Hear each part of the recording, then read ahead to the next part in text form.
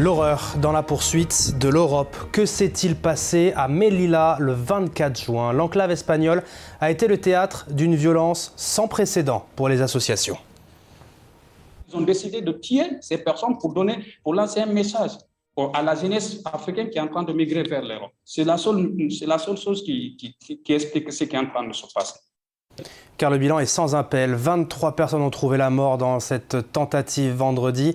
Mais les ONG pensent que ce bilan serait plus important. Au total, 2000 personnes ont tenté de passer dans le dit assaut de Melilla vendredi, voulant rejoindre clandestinement l'Espagne le long de cette ligne qui délimite tout le poste de frontière entre le Maroc et l'Espagne. Il est composé de barrières hautes remplies de barbelés et en bas, un large fossé attend toute personne souhaitant rentrer. La zone est très importante pour le flux migratoire car c'est tout simplement la seule frontière terrestre entre l'Afrique et l'Europe. En 2021, dans une autre ville, un désaccord avait mis le feu aux poudres et les portes avaient été largement ouvertes. Des milliers de personnes avaient alors traversé du côté de Ceuta, Maroc. Madrid accusait le Maroc de chantage migratoire. Mais aujourd'hui, un nouvel accord diplomatique et migratoire entre les deux pays fait que le ton a totalement changé. Écoutez Pedro Sánchez, le Premier ministre espagnol.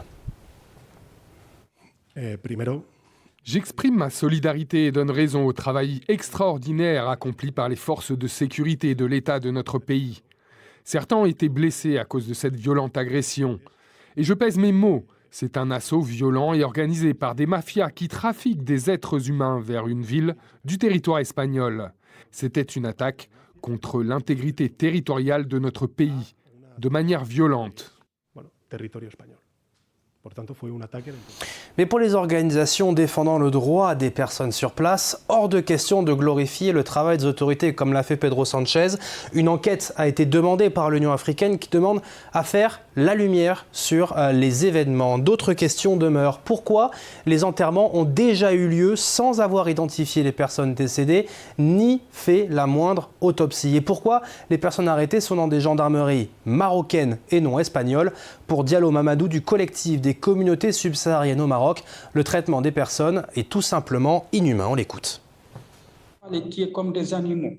Donc, même si c'est la mafia, même si c'est n'importe quoi, ce sont des humains avant tout.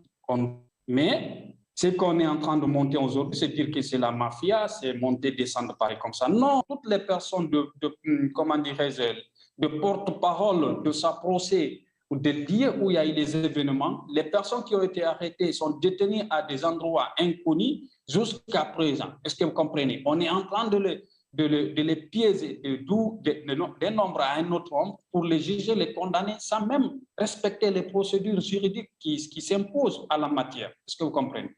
Hier, nous avons appris même la volonté du gouvernement marocain d'enterrer des personnes sans faire l'autopsie, sans élucider les causes de la mort de ces personnes, sans même identifier les corps, savoir quelles sont les nationalités, quelles sont les personnes qui sont décédées. Et on enterre les personnes comme ça. Et comment les familles de ces personnes, les parents de ces personnes vont vivre de leur vie, comment dirais-je, ils vont rester comme ça dans l'attente. Et pour combien de temps? Comment ils vont comprendre que leurs enfants qui les a quittés, qui est venu jusqu'au Maroc, est décédé dans une telle situation? Comment ils vont comprendre ça?